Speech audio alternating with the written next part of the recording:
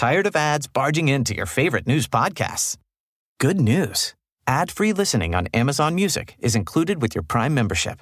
Just head to amazon.com/ad-free news podcasts to catch up on the latest episodes without the ads. Enjoy thousands of Acast shows ad-free for Prime subscribers. Some shows may have ads. On today's Smart 7, we mourn the passing of Sinead O'Connor, US Congress investigates UFOs and lots more. It's Thursday the 27th of July, it's Bagpipe Appreciation Day, and happy birthday Maya Rudolph. The Smart 7. It's news, but not the news.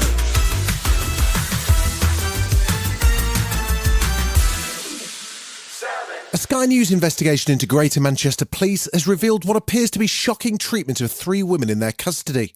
Complaints were filed by the women, including one, Zaina Iman, who was waived her right to privacy in a bid to get to the bottom of what happened to her. She was detained for 40 hours in a cell, and there appears to be 3 hours missing from the CCTV footage of the incident.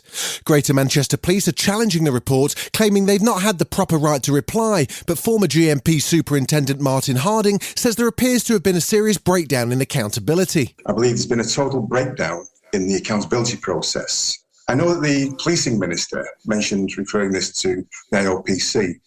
The IOPC have been aware of this since 2021. The Sky News report raises questions about how the women were treated and the use of strip searches as an intimidation tactic. And former Victims Commissioner Dame Vera Baird, KC, says the complaints need to be properly investigated. These complaints have got to be taken very, very seriously indeed.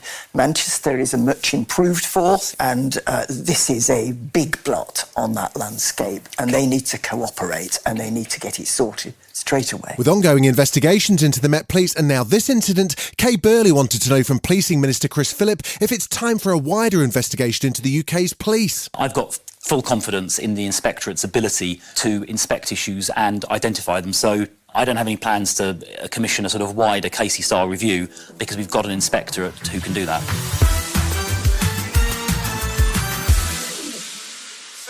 The inquiry into the infected blood scandal was in session on Wednesday with testimony from Prime Minister Rishi Sunak.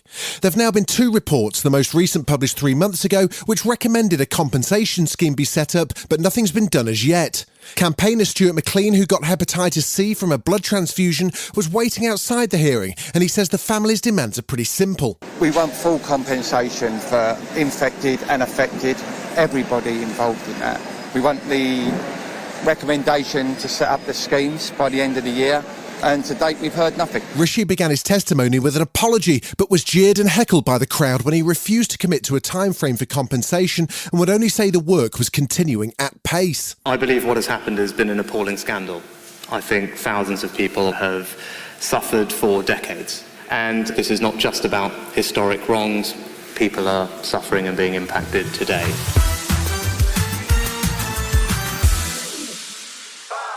There was good news on Wednesday if you're a regular rail commuter in need of some extra assistance. The much-discussed plan to close ticket offices, which would leave railway companies free to decide whether or not to staff stations, seems to have been delayed, at least temporarily. Lord Peter Hendry, the chair of Network Rail, says that more opportunity for people to express their views is a good thing. The railway needs reform, but I know that people will listen, and I think the extension of the consultation is a sign that actually government and the operators want to hear more from passengers. Mayor of Greater Manchester, Andy Burnham, says the plan was flawed from the beginning. You can't rip 1,000 ticket offices out of communities across England on the back of a 3-week consultation. So I think there is a recognition that it was a flawed process.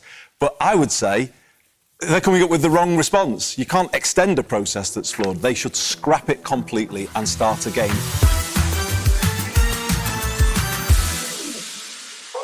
We've seen some odd sights in the US Congress in recent weeks, including Republican Marjorie Taylor Greene holding up explicit photos of Hunter Biden for reasons best known to herself. But weirdest of all was Wednesday's public hearing on UFOs. A whistleblower, David Grutch, who works for the Department of Defence's Unexplained Anomalous Phenomena Unit, says that not only are there recovered crashed UFOs, there may also be aliens. As I've stated publicly already in my News Nation interview, biologics came with some of these recoveries, yeah. Were they, I guess, human or non-human biologics? Non-human, and that was the assessment of people with direct knowledge on the program I talked to that are currently still on the program. Still to come on the Smart 7, things get pretty Spursy for Joe Lewis and Kevin Spacey gets off right after this. Hey, I'm Ryan Reynolds. At Mint Mobile, we like to do the opposite of what Big Wireless does. They charge you a lot, we charge you a little. So naturally, when they announced they'd be raising their prices due to inflation, we decided to deflate our prices due to not hating you. That's right. We're cutting the price of Mint Unlimited from $30 a month to just $15 a month. Give it a try at mintmobile.com/switch. New activation and upfront payment for 3-month plan required. Taxes and fees extra. Additional restrictions apply. See mintmobile.com for full terms.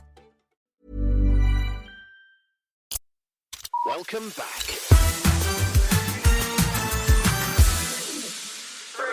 So far this summer, most of the talk at Spurs has been about the new manager and whether or not Harry Kane could be convinced to stay on.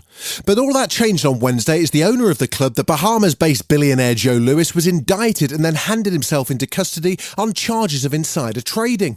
In a surprising twist, Spurs say that Lewis in fact stepped back from his ownership in 2022 and the club is now majority owned by the Lewis Family Trust. They're hoping the scandal will have no impact, and Lewis, who bought the club from Alan Sugar in 2001, says he's innocent of all charges, but US District Attorney for Manhattan Damian Williams laid out the case against him. None of this was necessary. Joe Lewis is a wealthy man.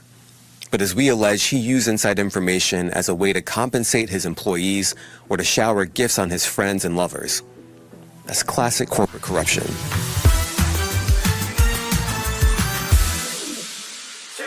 Kevin Spacey is perhaps best known for his role as Kaiser Soze in The Usual Suspects, the mastermind hiding in plain sight who slips away scot-free at the end of the movie. In an unrelated story, actor Kevin Spacey was cleared of 9 sexual offences against 4 men in a London jury trial in Southwark Crown Court on Wednesday. The actor's defence was that he was flirtatious and that the complainants were financially motivated, and he spoke to the press after the conclusion of the trial. I'm enormously grateful to the jury for having taken the time to examine all of the evidence and all of the facts before they reach their decision.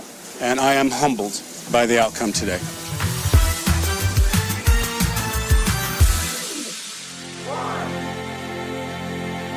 The death was announced on Wednesday evening of Irish music icon Sinead O'Connor at just 56 years of age.